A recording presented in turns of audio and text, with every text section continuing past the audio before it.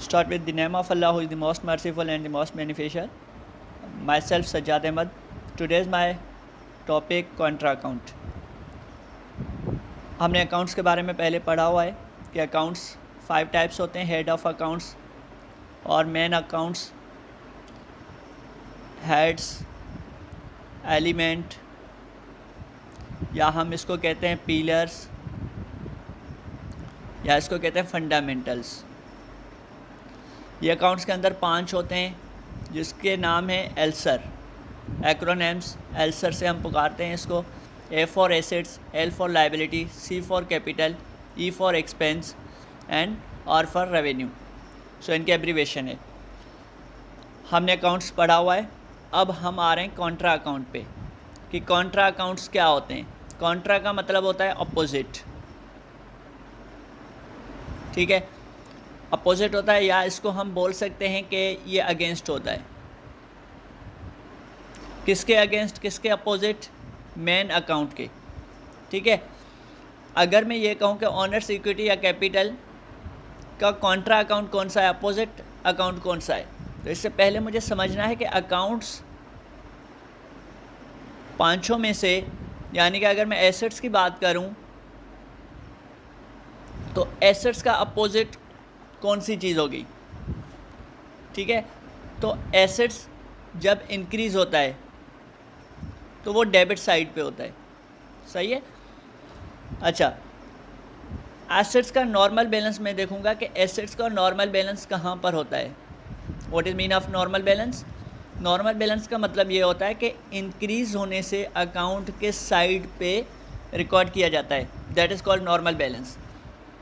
अगर assets increase होने से डेबिट साइड पे रिकॉर्ड किया जाता है तो इसका मतलब है इसका नॉर्मल बैलेंस डेबिट होता है। लायबिलिटी को इंक्रीज़ करने से, लायबिलिटी इंक्रीज़ होने से क्रेडिट साइड जाती है तो इसका मतलब है इसका नॉर्मल बैलेंस क्रेडिट है। तो इस तरह से इक्विटी का नॉर्मल बैलेंस क्या होगा, क्रेडिट होगा, ठीक है। तो अब अगर नॉर्मल बैलेंस के अपोजिट साइड पे कोई एंट्री पास हो रही है, that is called Contra entry, Contra accounts. हम इसको मज़ीद पढ़ेंगे कैश बुक के अंदर, लेकिन यहाँ पे just I am giving you a concept. Owner security को कैपिटल भी कहते हैं, प्रोप्राइटर भी कहते हैं, इन्वेस्टमेंट भी कहते हैं, ठीक है। अब कैपिटल जब हमारा बढ़ता है तो हम इसको क्या करते हैं, क्रेडिट में रिकॉर्ड करते हैं जब बढ़ रहा है। अब ओनर ने ड्राइंग अपने पैसे पर्सनल यूज़ के लिए निकाले तो कैपिटल हमारी क्या हो जाएगी, बढ़ने से कम हो जाएगी, क्योंकि हमने पैसे यहाँ पे इन्वेस्टमेंट किया और यहाँ पे हम ड्राइंग कर रहे हैं, ड्रॉ कर रहे हैं, निकाल रहे हैं अपने पैसे, तो हमारी कैपिटल कम हो जाएगी। तो कॉन्ट्रा का मतलब होता है कम करना। कॉन्ट्रा का मतलब होता है opposite side of an account. अगर ये कैपिटल इंक्रीज़ होने से क्रेडिट हो रहा है तो ये डिक्रीज़ कब होगा, जब इसको हम डेबिट कर देंगे।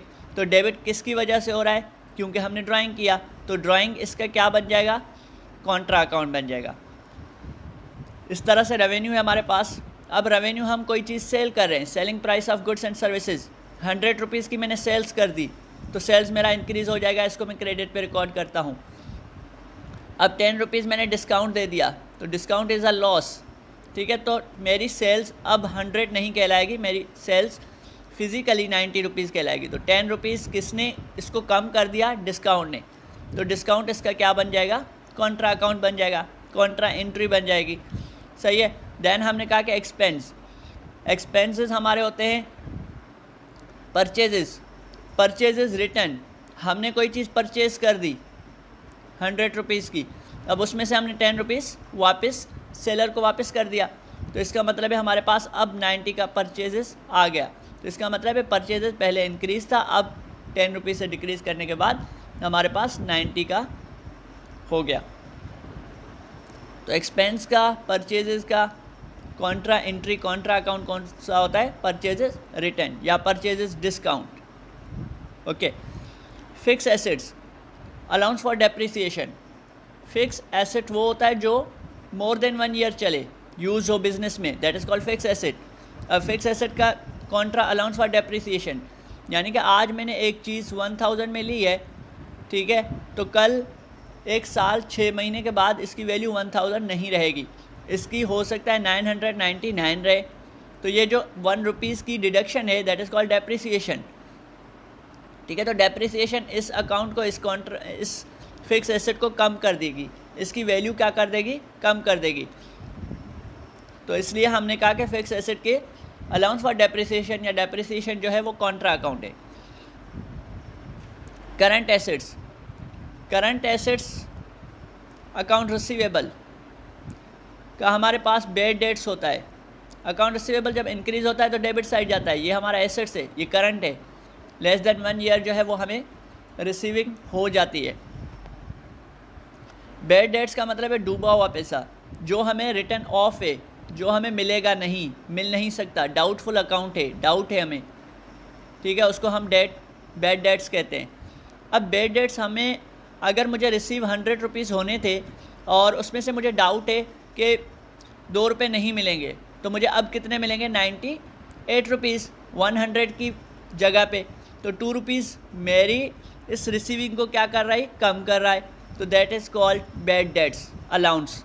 तो ये अकाउंट रिसीवेबल करंट एसेट्स का कॉन्ट्रा अकाउंट है, कॉन्ट्रा एंट्री है। लायबिलिटी, कोई भी बॉन्ड पर डिस्काउंट हमने रिसीव किया है तो that is called Contra liability. I hope आपको बात समझ में आ गई होगी।